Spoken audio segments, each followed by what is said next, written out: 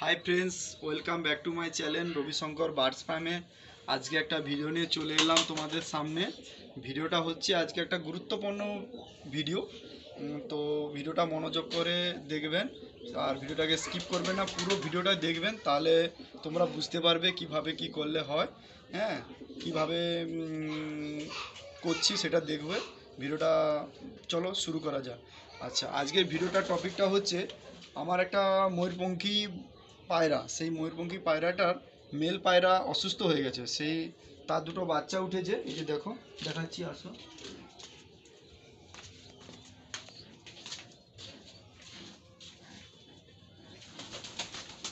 এই যে এই পায়রাটা দুটো, এই যে বেবি উঠেছে, আর আর আর মেলটা অসুস্থ হয়ে গেছে, বাচ্চাগুলোকে খাওয়াচ্ছে না। এই বাচ্চাগুলোকে আমি হ্যান্ড ফিটিং করে তোমাদের সামনে দেখাবো। এই দুটো বাচ্চা উঠেছে, এগুলোকে আমি হ্যান্ড ফিটিং করব।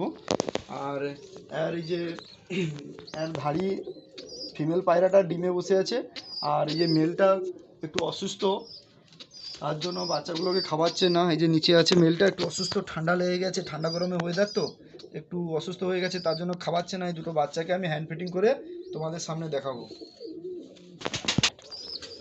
চলো, ফাইনালি আমি দুটো বাচ্চাকে বের করে নিয়ে চলে এসেছি। এই বাচ্চা দুটোকে আমি হ্যান্ড ফিটিং করাবো, তোমাদের সামনে দেখাবো হ্যান্ড ফিটিং করে। তো এর জন্য আমি এই যে ভিজা গম এই দুটো পায়রাকে আলাদা রেখে দিয়েছি। এবারে আমি তোমাদের সামনে এই যে এই দোপারে করে নিয়ে এসে, এই যে আমি ছোলা, এই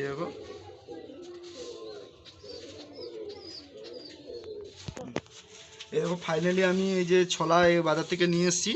এই ছোলাটা আমি এখানে করে এই যে ভিজাচ্ছি। দেখো বেশ, তোমরা মনোযোগ দিয়ে দেখবে কিভাবে আমি হ্যান্ড ফিটিং করাই পায়রাগুলোকে।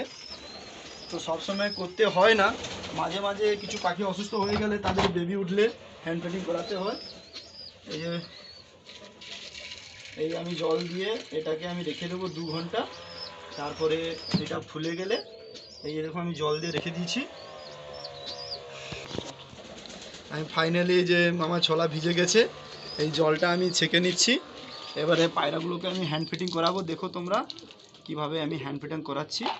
এই দেখো,